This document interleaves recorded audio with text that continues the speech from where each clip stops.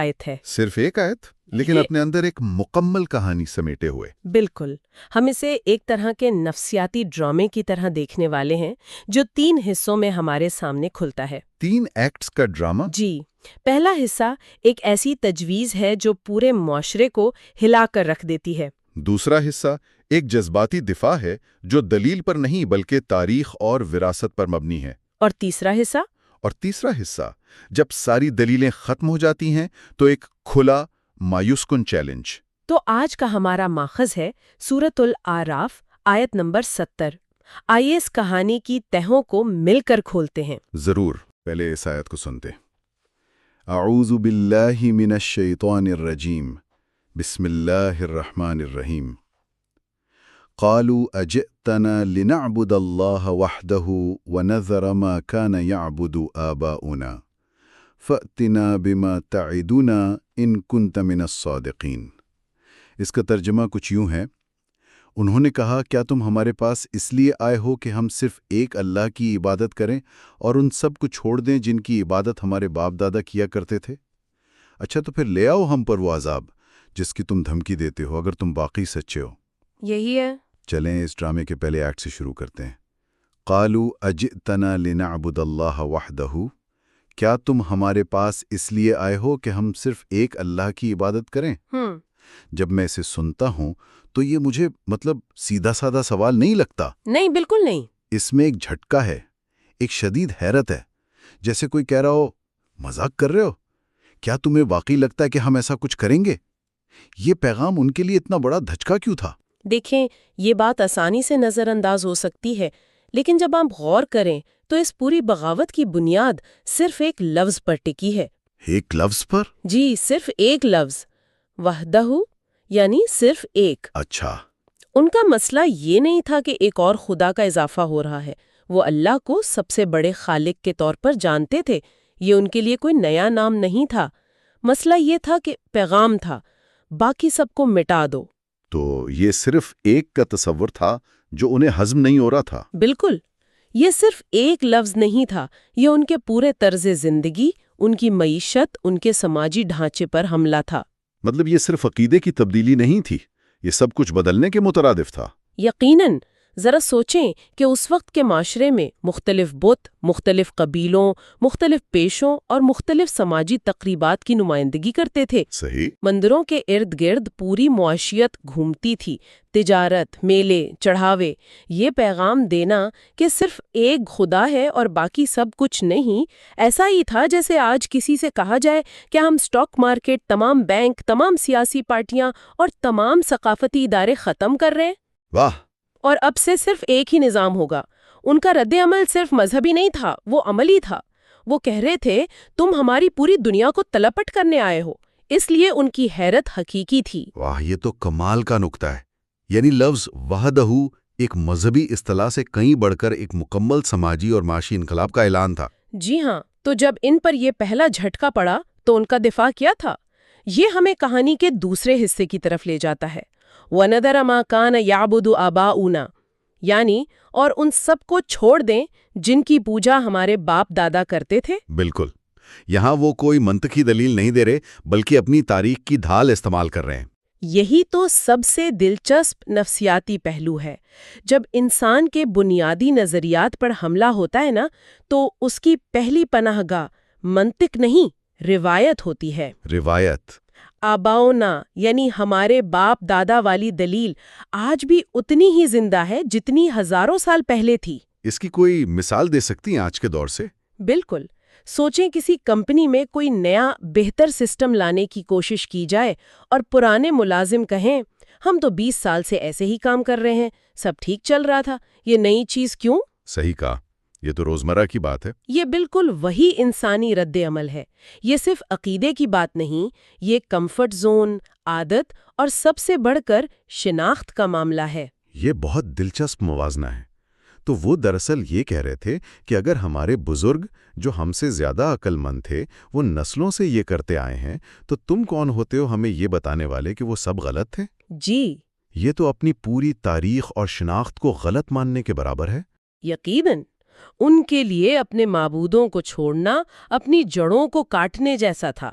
یہ کہنے کے مترادف تھا کہ ہمارے آباء و اجداد جاہل تھے، ہماری ثقافت بے معنی تھی اور ہماری پوری تاریخ ایک دھوکہ تھا۔ اور کوئی بھی معاشرہ اتنی آسانی سے یہ بات تسلیم نہیں کرتا۔ کبھی نہیں۔ روایت ایک بہت طاقتور قوت ہے۔ یہ ہمیں بتاتی ہے کہ ہم کون ہیں، ہم کہاں سے آئے ہیں اور ہمارا تعلق کس سے ہے۔ جب کوئی پیغمبر آ کر کہتا ہے کہ آسمان سے ایک نیا حکم آیا ہے جو تمہاری روایت سے بالاتر ہے، تو یہ دراصل وحی اور وراثت کا تصادم ہوتا ہے۔ وحی بمقابلہ وراثت۔ اور تاریخ گواہ ہے کہ انسان ہمیشہ اپنی وراثت سے چمٹا رہتا ہے۔ ٹھیک ہے، تو وہ اپنی وراثت اور تاریخ کی ڈھال استعمال کر رہے ہیں، لیکن جب یہ دلیل کام نہیں کرتی یا پیغمبر اس کو قبول نہیں کرتا تو کیا ہوتا ہے؟ تب وہ حکمت عملی بدل دیتے ہیں۔ یہاں وہ اپنی حکمت عملی مکمل طور پہ بدل دیتے ہیں، اور یہ ہمارے ڈرامے کا تیسرا اور سب سے دھماکہ خیز ایکٹ ہے۔ بالکل۔ فَأْتِنَا بِمَا تَعِدُونَ إِن كُنتَ مِنَ الصَّادِقِينَ، تو پھر لیاؤ ہو عذاب جس کی تم دھمکی دیتے ہو اگر تم سچے ہو۔ مجھے یہ بات حیران کرتی ہے کہ وہ دلیل سے سیدھا تباہی کے مطالبے پہ کیسے آ گئے۔ یہ ایک بہت بڑی چھلانگ ہے۔ یہ ایک کلاسک نفسیاتی حربہ ہے۔ جب آپ بحث میں منطقی طور پر ہار جاتے ہیں یا آپ کو لگتا ہے کہ آپ ہار رہے ہیں، تو آپ گفتگو کا رخ موڑ دیتے ہیں۔ اچھا۔ آپ اسے طاقت کے کھیل میں بدل دیتے ہیں۔ وہ اب یہ نہیں کہہ رہے کہ ہمیں قائل کرو، وہ کہہ رہے ہیں ہمیں تباہ کر کے دکھاؤ۔ یہ ان کے گہرے تکبر کو ظاہر کرتا ہے، لیکن اس کے پیچھے ایک اور چیز بھی ہے۔ تکبر تو صاف نظر آ رہا ہے، لیکن کیا اس میں تھوڑا سا خوف بھی نہیں چھپا؟ جیسے کوئی اندھیرے میں زور زور سے گا رہا ہو تاکہ اپنا ڈر چھپا سکے؟ کیا بات ہے! کیا وہ واقعی اتنے بے خوف تھے یا یہ صرف ایک دکھاوا تھا، ایک بلف تھا؟ آپ نے بالکل صحیح پکڑا۔ یہ تکبر کے پردے میں چھپا ہوا خوف اور بے بسی ہے۔ بے بسی؟ جی، یہ ایک طرح کا جوا ہے، ایک گیمبل۔ وہ پیغمبر کو چیلنج کر رہے ہیں کہ تمہاری دھمکی کھوکھلی ہے، تم کچھ نہیں کر سکتے۔ یہ اپنے آپ کو اور اپنے پیروکاروں کو تسلی دینے کا ایک طریقہ ہے کہ گھبرانے کی کوئی بات نہیں، سب کچھ ہمارے کنٹرول میں ہے۔ صحیح۔ حقیقت میں جب کوئی ثبوت کے طور پر عذاب مانگتا ہے تو یہ اس بات کی نشانی ہے کہ وہ مکالمے کے تمام دروازے بند کر چکا ہے۔ وہ بات ہی نہیں کرنا چاہتا۔ وہ جانتا ہے کہ اگر بحث جاری رہی تو شاید اسے اپنی غلطی ماننی پڑ جائے۔ اس سے بچنے کا بہترین طریقہ یہ ہے کہ ایسی شرط لگا دی جائے جو ان کے خیال میں پوری ہی نہیں ہو سکتی۔ واہ، یہ تو کمال ہے۔ یعنی وہ سزا کا مطالبہ اس لیے نہیں کر رہے کہ وہ اسے دیکھنا چاہتے ہیں؟ نہیں، بالکل نہیں۔ بلکہ اس لیے کہ انہیں پورا یقین ہے کہ ایسا کچھ ہو ہی نہیں سکتا۔ یہ ایک طرح کی نفسیاتی چال ہے تاکہ پیغمبر کو جھوٹا ثابت کیا جا سکے۔ جی ہاں۔ اور اس چیلنج کا آخری حصہ اسے اور بھی ذاتی بنا دیتا ہے۔ کیسے؟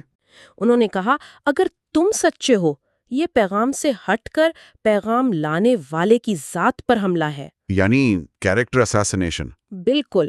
یہ کہنے کا ایک طریقہ ہے کہ ہمیں نہ صرف تمہاری بات پر شک ہے، بلکہ ہمیں تمہاری نیت اور تمہاری شخصیت پر بھی شک ہے۔ جب لوگ اس سطح پر اتر آتے ہیں تو سمجھ جائیں کہ دلیل اور منطق کی موت ہو چکی ہے، اور اب صرف ضد اور انا باقی ہے۔ صرف ضد اور انا۔ تو اگر ہم اس پوری آیت کو ایک ساتھ دیکھیں، یہ واقعی ایک مکمل کہانی ہے۔ پہلا حصہ ایک انقلابی خیال جو پورے سسٹم کو چیلنج کرتا ہے، روایت اور باپ دادا کے نام پر جذباتی دفاع، اور تیسرا حصہ تکبر بھرا چیلنج جو دراصل اندر کی بے بسی کو چھپا رہا ہے۔ ایک ہی آیت میں حیرت، دفاع، تکبر اور چیلنج کے سارے مراحل بیان کر دیے گئے ہیں۔ یہ انسانی فطرت کی کتنی طاقتور عکاسی ہے، اور یہ ہمیں ایک بہت گہرے سوال پہ لا کر کھڑا کرتا ہے۔ وہ کیا؟ ثبوت کی نوعیت کیا ہے؟ ایک ایسے شخص کے لیے ثبوت کا کیا مطلب ہو سکتا ہے جو پہلے ہی سے یقین نہ کرنے کا فیصلہ کر چکا ہو؟ صحیح۔ وہ لوگ کوئی ایسی نشانی نہیں مانگ رہے تھے جس سے انہیں ہدایت ملے، وہ کوئی عقلی دلیل نہیں طلب کر رہے تھے، وہ ایک تباہ کن معجزہ مانگ رہے تھے، ایک ایسی سزا جو ان کے انکار کو درست ثابت کر دے۔ کیونکہ انہیں یقین تھا کہ ایسی کوئی سزا آئے گی نہیں۔ بالکل۔ مطلب اگر عذاب آ جاتا تو وہ مان لیتے، شاید نہیں، وہ تو تباہی ہو جاتے۔ جی۔ اور اگر نہ آتا تو وہ کہتے، دیکھا ہم صحیح تھے۔ تو یہ تو ایک ایسی شرط تھی جس میں وہ ہار ہی نہیں سکتے تھے اپنے نقطہ نظر سے۔ جی، یہ آیت ہمیں انکار کی نفسیات پر گہرائی سے غور کرنے پر مجبور کرتی ہے۔ یعنی انکار کی وجہ کیا ہوتی ہے؟ کیا انکار کی وجہ ہمیشہ ثبوت کی کمی ہوتی ہے، یا اس کی اصل وجہ کچھ اور ہوتی ہے؟ اپنا سماجی مرتبہ کھونے کا ڈر، اپنے معاشی مفادات پر ضرب پڑنے کا خوف؟ اپنی پوری زندگی کی بنیاد اپنی شناخت کو غلط ماننے کی ہمت نہ ہونا؟ بالکل۔ اکثر لوگ ثبوت اس لیے نہیں مانگتے کہ وہ سچ جاننا چاہتے ہیں، بلکہ اس لیے مانگتے ہیں کہ وہ اپنے پہلے سے قائم شدہ نظریے کو مزید مضبوط کرنے کا جواز ڈھونڈ سکیں۔ یہ بہت گہرا نکتہ ہے۔ تو آج ہم نے دیکھا کہ کس طرح قرآن کی ایک آیت ہمیں ایک قوم کے رد عمل کی مکمل نفسیاتی گہرائی میں لے گئی۔ جی، ان کے ابتدائی جھٹکے اور حیرت سے لے کر اپنی روایت کی جذباتی ڈھال کے پیچھے چھپنے اور آخرکار ایک کھلے متکبرانہ چیلنج تک، جو شاید ان کے اپنے خوف کا سب سے بڑا ثبوت تھا۔ جی ہاں، اس آیت میں مذکور قوم نے تو اپنے پیغمبر کو ایک چیلنج دیا تھا، لیکن یہ آیت آج ہمارے لیے غور و فکر کا ایک بالکل الگ سوال چھوڑ جاتی ہے۔ اچھا، سچ کہوں تو یہ تھوڑا بے چین کرنے والا سوال ہے، کیونکہ ہم سب میں کہیں نہ کہیں یہ رجحان موجود ہوتا ہے۔ وہ سوال کیا ہے؟ سوال یہ ہے کہ جب ہمیں کسی ایسے خیال، کسی ایسی تحقیق یا کسی ایسی حقیقت کا سامنا ہو جو ہمارے بنیادی اور وراثت میں ملے ہوئے عقائد کو چیلنج کرتی ہو، چاہے وہ عقائد مذہبی ہوں، سیاسی ہوں یا ثقافتی۔ جی، تو ہمارا پہلا رد عمل کیا ہوتا ہے؟ کیا ہم ایک لمحے کے لیے رک کر اس نئے خیال کو سمجھنے کی کوشش کرتے ہیں، اس کی دلیلوں پر غیر جانبداری سے غور کرتے ہیں، یا اس آیت میں مذکور لوگوں کی طرح ہم فوراً اپنی روایات اور اپنے ورثے کی دیوار کے پیچھے چھپ جاتے ہیں اور اس نئے خیال کو مسترد کرنے کے لیے ایسے ناممکن ثبوت مانگنا شروع کر دیتے ہیں جن کا مقصد سچائی جاننا نہیں بلکہ صرف اسے جھٹلانا ہوتا ہے؟